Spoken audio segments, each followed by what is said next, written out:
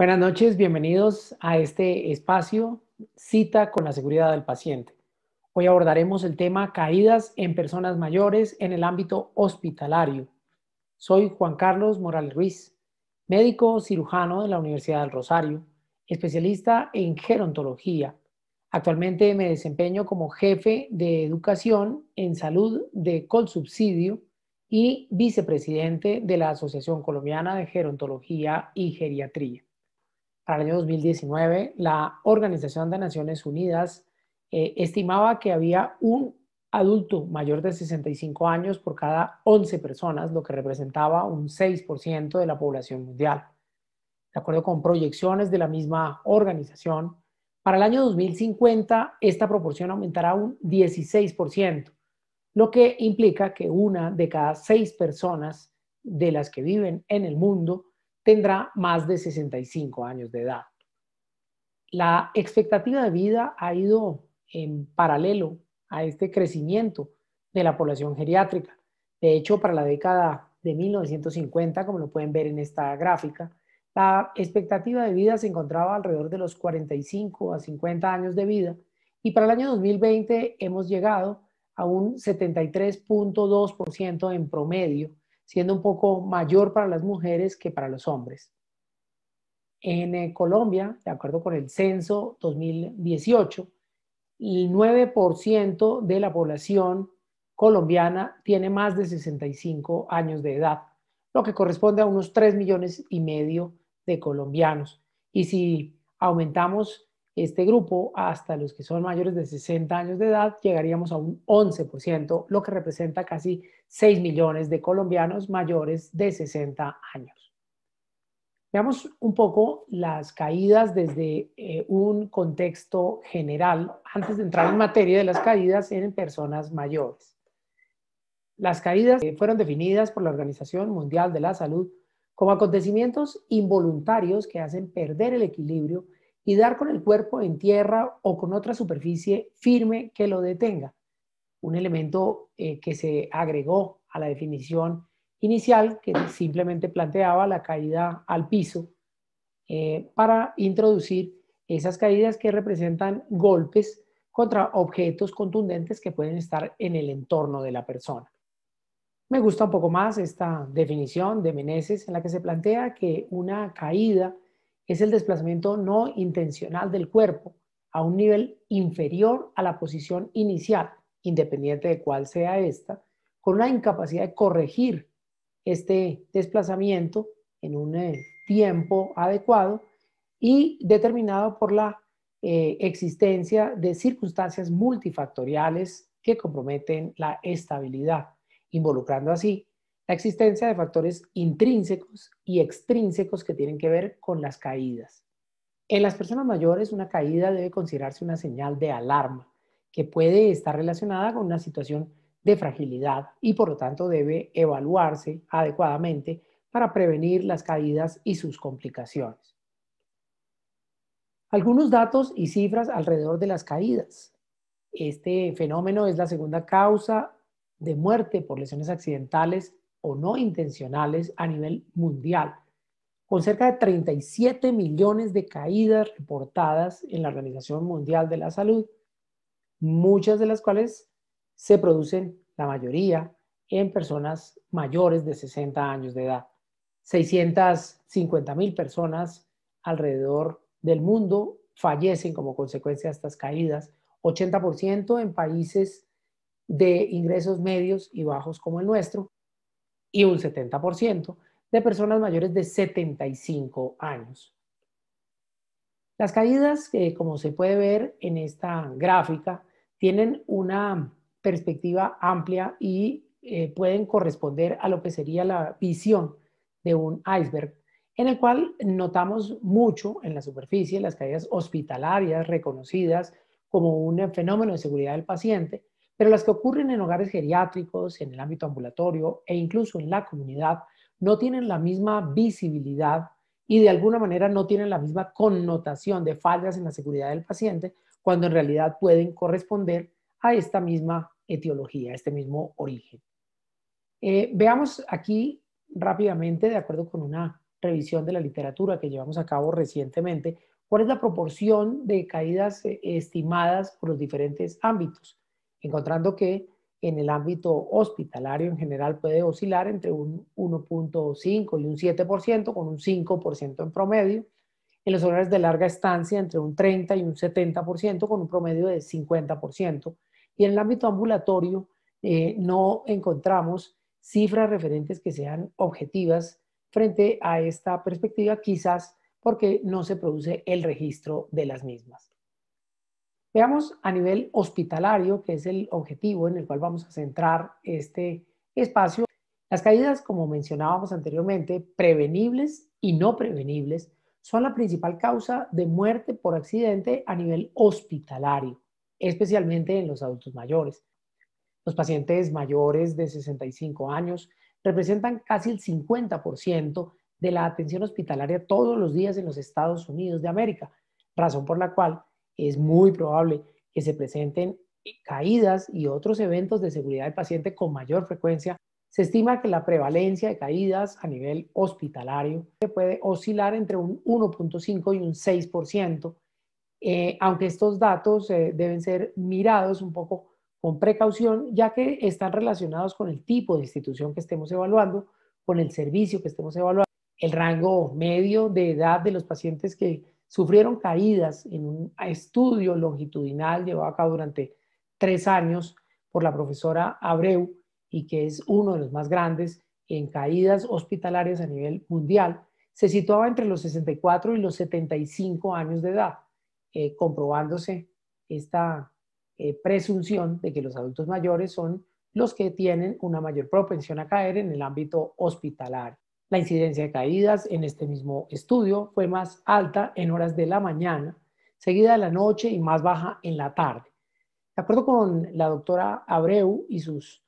co-investigadores, este fenómeno puede tener relación con las actividades que se desarrollan a nivel hospitalario en las horas de la mañana. Por ejemplo, el baño, el desplazamiento al sanitario para realizar las necesidades fisiológicas o simplemente el levantarse de la cama con un nuevo amanecer.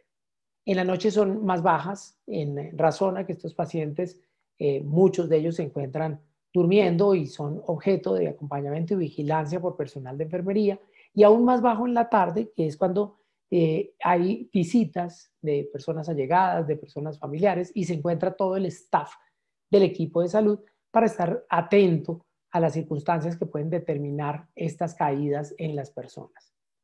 La mayoría se producen, pues como es más o menos lógico, en la habitación de las personas, aunque los pasillos y los baños fueron otros escenarios donde también se producen caídas con frecuencia a nivel hospitalario, siendo los factores ambientales y los cambios fisiológicos propios del organismo y de las enfermedades que sufren estos pacientes las causas más importantes de estos eventos. El 83% de las caídas se presentaron en la cama, siendo los hombres más propensos a las caídas de las mujeres. Esta conclusión de un estudio de SAI publicado en el año 2012 nos muestra, de acuerdo con lo que ya mencionamos en un apartado anterior, que el sitio de mayor frecuencia de accidentes y caídas a nivel intrahospitalario es la habitación del paciente. La explicación de los investigadores frente a la mayor frecuencia en el sexo masculino tiene que ver con una mayor toma de riesgos por parte de los hombres que de las mujeres, incluso a pesar de las advertencias llevadas a cabo por el personal de salud frente a la posibilidad de una caída. Esta diapositiva es muy interesante y nos habla un poco del subregistro que comentábamos anteriormente.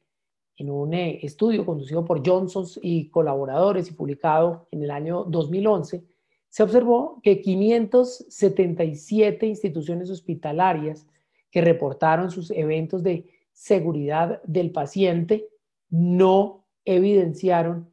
eventos de caídas hasta en un 77% de los casos. Por fortuna, en el 85% de estos pacientes no se presentaron eventos graves. Los factores causantes de una caída, como mencionábamos anteriormente, pueden ser de dos tipos: intrínsecos, que se relacionan con el propio paciente y que tienen que ver con sus cambios fisiológicos, con las enfermedades que sufre, con los medicamentos que toma, con antecedentes de cirugías previas, es decir, con elementos que tienen que ver con el paciente en sí. Mientras que los factores extrínsecos se derivan de la actividad en que se desenvuelve el paciente o del entorno en que se encuentra. En la hospitalización, pues tiene que ver efectivamente con el estar en una cama hospitalaria, en muchas ocasiones con una venoclisis, con un catéter venoso central, con una mascarilla de oxígeno, con un dispositivo de medición de oxígeno a nivel digital y con otras conexiones que le hacen difíciles desplazamiento y que requieren de pronto de ayuda al personal de enfermería o de alguna otra persona para evitar tropezones, caídas y sus complicaciones. Miremos un poco las escalas de evaluación de riesgo de caídas en pacientes a nivel hospitalario. En una revisión reciente que llevamos a cabo con un grupo de colegas encontramos al menos unas 15 escalas en la literatura, de las cuales seleccionamos estas 7 que nos parecieron interesantes desde el punto de vista de su aplicación en términos de la facilidad de la interpretación de la perspectiva que tienen y de su poder predictivo. Está en la escala de Morse, la escala de Tinetti, la escala de riesgos de caída múltiples, la escala de St. Thomas, la escala funcional de Crichton, la escala de Downtown y la escala de Heinrich II. De estas escogimos 3 que son las más utilizadas en las instituciones. De estas escogimos 3 que son las más utilizadas en las instituciones de nuestro país, entre las cuales se incluyen la escala de Morse, una escala rápida de aplicación simple que nos permite evaluar la probabilidad de que un paciente sufra una caída al ingreso hospitalario. En los Estados Unidos es una de las más utilizadas, reportándose por el 83% de las enfermeras de ese país como rápida y fácil de utilizar. Y para el 54% de estos mismos profesionales, con una calificación de riesgo que lleva menos de 3 minutos, lo que la hace un instrumento ideal para el ingreso de los pacientes. La escala de Downtown, que se utiliza de alguna manera de una forma equivalente a la de Morse en instituciones de nuestro país y de Latinoamérica, se utiliza también para evaluar el riesgo de sufrir una caída e incluye un antecedente importante de si ha habido o no caídas previas, lo que nos permitiría establecer las recurrencias y la persistencia de los factores de riesgo, así como las causas que la han producido y los elementos que tuvieron que ver con la aparición de este evento. Aquí vemos una representación gráfica, una adaptación de un portal de enfermería que nos permite de un solo golpe de vista mirar los factores que tienen que ver, como mencionábamos, con caídas previas, con el uso de medicamentos, con el estado mental del paciente, la posibilidad o la autonomía para la deambulación y la presencia o no de déficits sensoriales, y en la cual un puntaje mayor de 2 corresponde a un alto riesgo de caídas, sin que haya pues unos niveles intermedios, lo que la hace, digamos, un poquito más gruesa en cuanto a la valoración del riesgo de estos pacientes y no permite de pronto identificar otros elementos y otros factores de riesgo fisiológicos y del entorno que puedan tener que ver también con este fenómeno. La escala de Heinrich II tiene una ventaja adicional sobre todas las escalas que estamos utilizando y es que incluye el sexo masculino como un factor de riesgo. Un elemento que es importante si tenemos en cuenta que las caídas a nivel intrahospitalario y a nivel de la comunidad también son más frecuentes en el sexo masculino que en el femenino. E incluye además una prueba rápida que se denomina Levántate y anda, Get and Go, a partir de la cual se establece un grado de estabilidad y de inicio y mantenimiento de la marcha de estos pacientes a partir de un elemento adicional de la prueba. Veamos ahora algunas de las recomendaciones incluidas en la Guía de Prevención de Caídas y Lesiones Asociadas de la Asociación de Enfermeras de Ontario, uno de los documentos que recoge buena parte de las recomendaciones que deberían implementarse como procedimientos de aseguramiento de la calidad en la mayoría de instituciones hospitalarias y que se encuentran fundamentadas en niveles y grados de evidencia. En primer lugar, está la recomendación de examinar a todos los adultos, incluidos por supuesto los adultos mayores, para identificar a los que están en riesgo de sufrir caídas y realizar exámenes de detección como parte del proceso de admisión y siempre que se presente un cambio en la situación de salud o al menos una vez al año en los pacientes que sufren hospitalizaciones repetidas. El tamizaje debe incluir los siguientes enfoques: la identificación de un historial de caídas previas, la identificación de dificultades en la marcha, el equilibrio o la movilidad y la utilización del juicio clínico como una herramienta adicional al uso de las escalas, ya que ellas por sí solas no nos determinan con la misma precisión que cuando la juntamos con elementos clínicos u otros soportes el riesgo de caídas en personas mayores. Otra recomendación es que los adultos en riesgo de caídas deben ser sujetos de una evaluación integral de sus factores intrínsecos y extrínsecos para identificar los factores que contribuyen al riesgo y determinar las intervenciones apropiadas. Para esto, pues es clave, como mencionábamos hace unos minutos, utilizar un enfoque y una herramienta que esté adecuadamente validada y que sea apropiada para la persona y el entorno de atención médica en que se lleva a cabo la valoración. Es importante involucrar a los adultos mayores en riesgo de caídas y lesiones por caídas mediante la exploración de sus conocimientos y percepciones del riesgo, su nivel de motivación y un proceso comunicativo que nos permite informar sobre los riesgos utilizando mensajes positivos que garanticen una mejor apropiación de la información por parte de estas personas.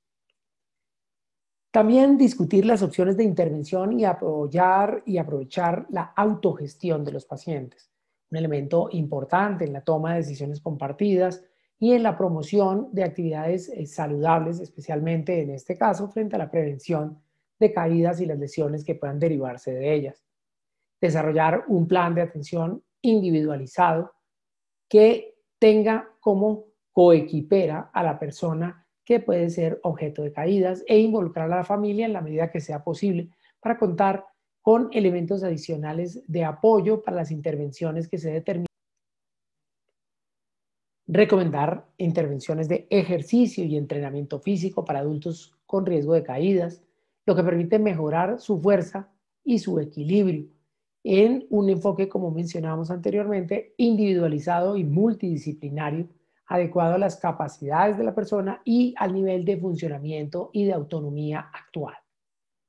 Ofrecer educación a la persona en riesgo de caídas y a su familia, junto con otras intervenciones de prevención de caídas. Este es un elemento fundamental. Los pacientes que tienen un nivel elevado de alfabetización en salud y de educación frente a la prevención de caídas contribuyen de manera efectiva a disminuir la incidencia de este fenómeno de seguridad del paciente, ya que están alerta de los posibles factores de riesgo que pueden desencadenar este evento adverso y pueden advertirlo en un momento dado al profesional de la salud responsable de su atención. Es importante en este caso asegurar que la información que proporcionamos sea adecuadamente entendida y apropiada por el paciente. Implementar una combinación de intervenciones adaptadas a la persona y al entorno médico para prevenir caídas o lesiones por caídas. Colaborar con las personas que tienen la responsabilidad de prescribir medicamentos y con la persona que tiene riesgo de caída para reducir, retirar o suspender medicamentos asociados con caídas, por supuesto en los casos en que la situación de salud lo permita. La de prescripción pues es importante en pacientes que son objeto de polifarmacia o que tienen medicamentos que aumentan el riesgo de caídas. Conocer y vigilar los efectos secundarios de los medicamentos que pueden contribuir al riesgo de caída. Adicionalmente, es importante tener en cuenta que las instituciones de salud deben proporcionar educación continua a los funcionarios responsables de la atención de estos pacientes, junto con otras actividades de entrenamiento como resolución de problemas o casos clínicos y sesiones de simulación que permitan fortalecer sus competencias en la prevención de caídas y la reducción del riesgo en las personas que se encuentran a su cargo. Les agradezco su presencia en esta conferencia y quedo atento a las preguntas o a las inquietudes que tengan acerca del tema que hemos abordado.